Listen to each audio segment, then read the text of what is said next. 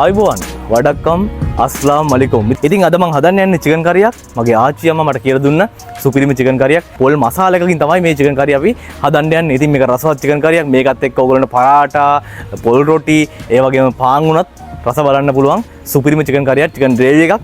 ඉතින් අපි බලමු මේකට අවශ්‍ය වෙන්නේ මොනවද කියලා. අද අපිට මේකට අවශ්‍ය වෙනවා බොම්බයි ලූණු, ඒ වගේම තක්කාලි ගෙඩි, ඒ වගේම සුදු ලූණු, ඉඟුරු, ඒ වගේම අවු මිරිස් සාම්පේ කරපිංචා. ඒ වගේම මිරිස් කුඩු මේස හැඳි 4ක්, මසාලා කරි පවුඩර් මේස හැඳි 2ක් අවශ්‍ය වෙනවා. අහ කුඩු මේස හැඳි 1ක්, තුන පහ කුඩු මේස හැඳි 3ක් අවශ්‍ය වෙනවා.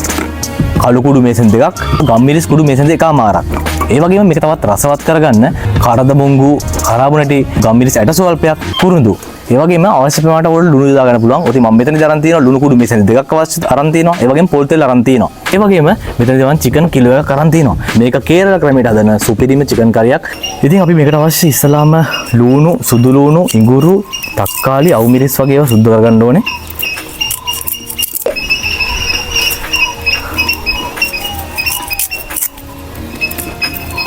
ඉතින් අපි මේකට ගන්නේ ලුණු ගෙඩි 3ක් හෝ 4ක්. ඕගොල්ලෝ කැමති විදිහට ලුණු මේකට දා ගන්න පුළුවන්.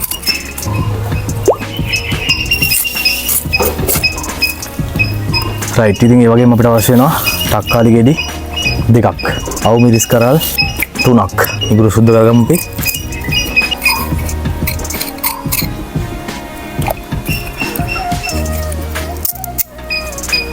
රම්පි කැරි 2ක් අවශ්‍ය වෙනවා. ඒ වගේම අපි කරපිංචත් අවශ්‍ය ප්‍රමාණයට දාන. කරපිංචා වගේ දේවල් වැටෙද්දි මේක තවත් රසයි.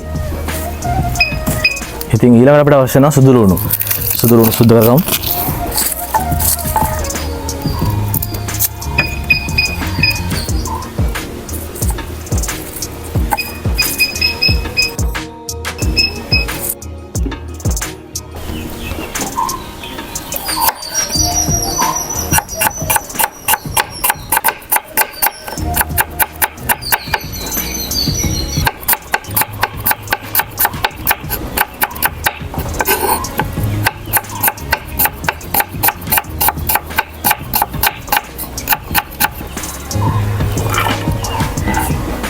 ඉතින් අපි ලුණු ටික කපාගෙන ඉවරයි.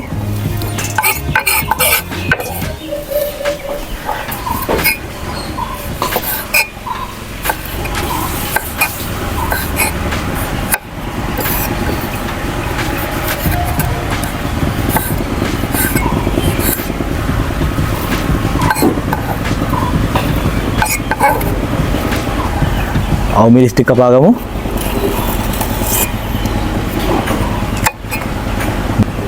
අවු මිරිස් කරල් 3ක්. එහෙම. අවු මිරිස් කරලත් මේ වගේ දෙකට බලාගත්තා. ඉතින් අපි තක්කාලි, අවු මිරිස්, ඒ වගේම රම්පේ කරපිංචත් අපි ලෑස්ති කරගෙන ඉවරයි. ඉඟුරු සුදු ලුණුට අපි හොදලා දාගන්නවා. ඊට පස්සේ මේ ඉඟුරු සුදු ලුණු හොඳට කොටලා ගන්න ඕනේ.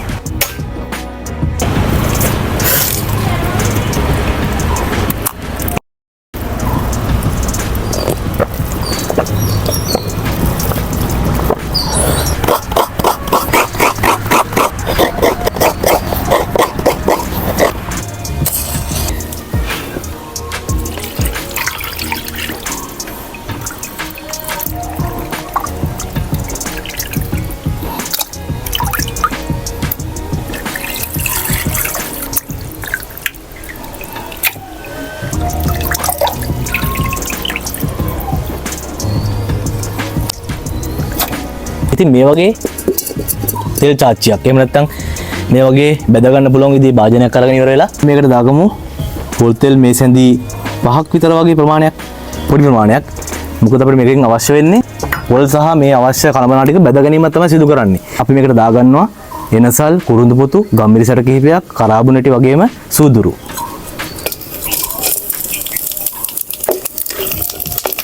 මේ සාමාන්‍ය ප්‍රමාණය බෙදුනට පස්සේ අපි මේකට දාගන්නවා පොල් ටික.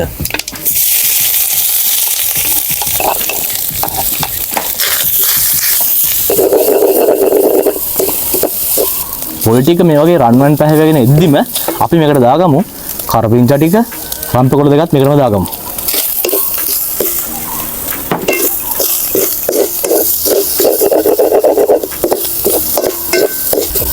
ඉතින් අපි ගින්දර ටිකක් අඩු කරගෙනම මේකට අවශ්‍ය කළු කුඩු ස්වල්පය,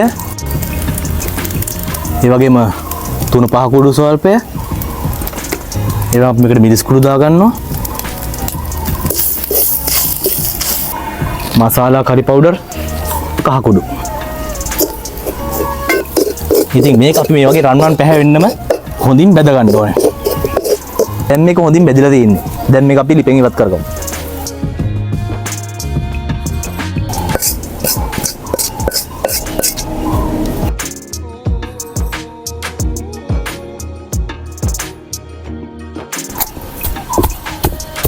වතුර ස්වල්පයක් එකතු කරගන්න.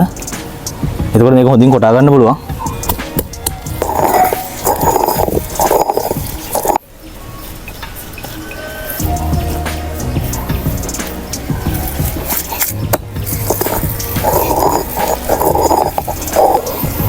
ඉතින් මෙන්න මේ වගේ තලපයක් හැදෙන විදියට මේක හොඳින් කොටා ගන්න ඕනේ. රයිට්. හොඳට ඇම්බර් වුණා දැන් මේක. ඉතින් මේක මේ වගේ හොඳට තලපයක් ගුලියක් විදිහට හදා ගන්න පුළුවන් විදිහට තලා ගන්න ඕනේ. ඉතින් අපි මේකට අවශ්‍ය, ඒ කියන්නේ අපේ චිකන් කරේට අවශ්‍ය පොල් මසාලා එක හදාගෙන තියෙන්නේ. ඔන්න යාළුවනේ අපි කලින් අරන් තියාගත්තු සුදුලුණු ඉඟුරුයි දැන් අපිට අවශ්‍ය වෙනවා. පොල් මසාලා එක හදාගත්තට පස්සේ ඒ වංගෙඩියම ඕගොල්ලෝ මේ ඉඟුරුයි සුදුලුණුයි තලා ගන්න ඕනේ. මේ ඉඟුරු කෑල්ලත් අපි මේ වගේ පුංචියට කපලා දාගමු.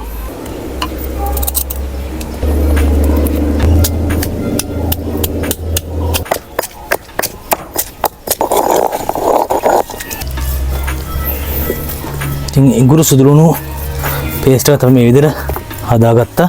ඉඟුරු සුදුලුණු පේස්ට් එකත් අපි මේ වගේම භාජනයක අරන් තියාගමු.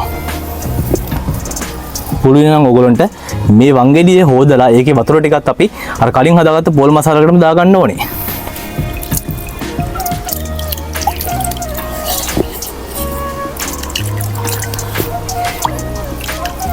මේ චිකන් කරිය රස වෙන්න තවත් දෙයක් තමයි ඒක.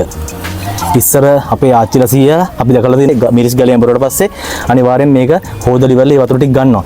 ඉතින් ඒ කරි රස වෙන්නේ අන්න ඒකයි. කරිය හදාගන්න මැටි වළඳක් අවශ්‍යයි. පොල් තෙල් ටිකක් දාගමු. තෙල් එක රත් වෙගෙන ඉද්දි අපි දාමු මේකට සූදුරු. ඒ වගේම අපි මුලින් කපාගත්තු ලුණු. ලුණු ටික හොඳින් තෙලේ ටෙම්පරාදු කරගමු. රන්වන් පැහැවෙනකම්ම කපාගත්තු අවු මිරිස් ටික එක් කරගමු අපි මේකට.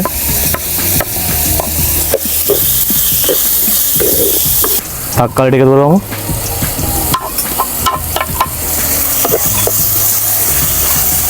අඹරගත්තු සුදුරු නිගුරු එක් කරගමු. ඉතින් ඔන්න දැන් මේක හොඳට පොඩ්ඩක් තැම්බෙන්න මූඩියෙන් චුට්ටක් වහලා පොඩි වෙලාවක් මේක තියාගන්න ඕනේ. දැන් නම් පට්ටම සුවඳයි. සුදුලුණු ඉඟුරු ලුණු මේවා මික්ස් වෙද්දි මාරම සුවඳක් තියෙන්නේ. අපි මේකට දාගන්නවා අපි හදාගත්තු පොල් මසාලා මිශ්‍රණය.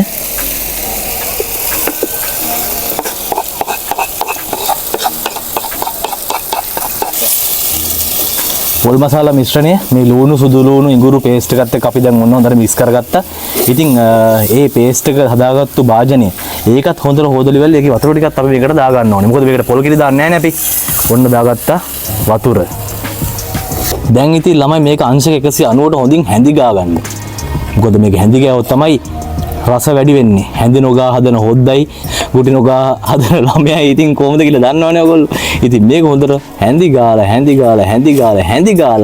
මේකට අපි දා ගන්නවා ලුණු.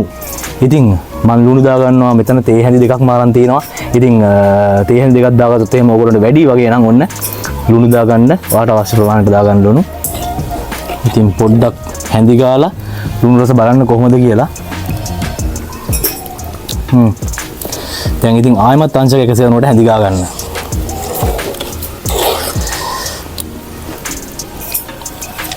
දැන් අපි මේක ටික වෙලාවක් වහලා තියමු.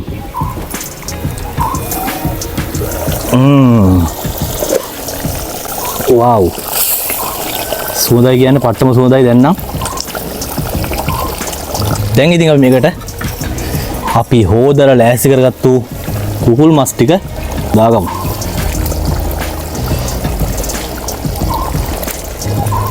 තනින් තනට කුකුල් මස් ටික ඔන්න ඔය වගේ දාගන්න. ඉතින් අපේ ආච්චිලා සීයලා අපිට කියලා දුන්නේ හොඳට සැර තියෙන්න, ගම්මිරිස් පදම එන්න, මේවා රසට කන්න කියලා. අන්තිමට අපි දා ගන්නවා මේකට ගම්මිරිස් ටික. හරි විශේෂත්වය එකයි අපි ගම්මිරිස් මේ සැඳි එකමාරක් දාගත්තා. අන්තිමට අපි ආයිමත් මේක මූඩියම් වහගමු. ඔන්න යාළුවනේ විනාඩි 15ක් විතර අපි වහලා තිබ්බා.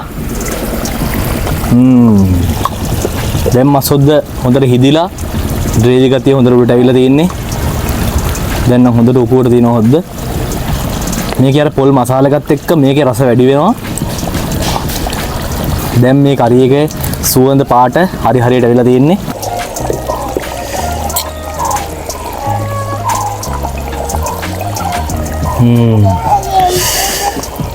චිකන් ග්‍රේවි එක සුපිරියටම තියෙනවා. ඔන්න බත් කන්න, පාන් කන්න, තෝසෙ කන්න, පරාට කන්න මේක සුපිරිම චිකන් කරියක්. පොල් මසාලා කේරළි ස්ටයිල් චිකන් කරි අපි හදලා ඉවරයි.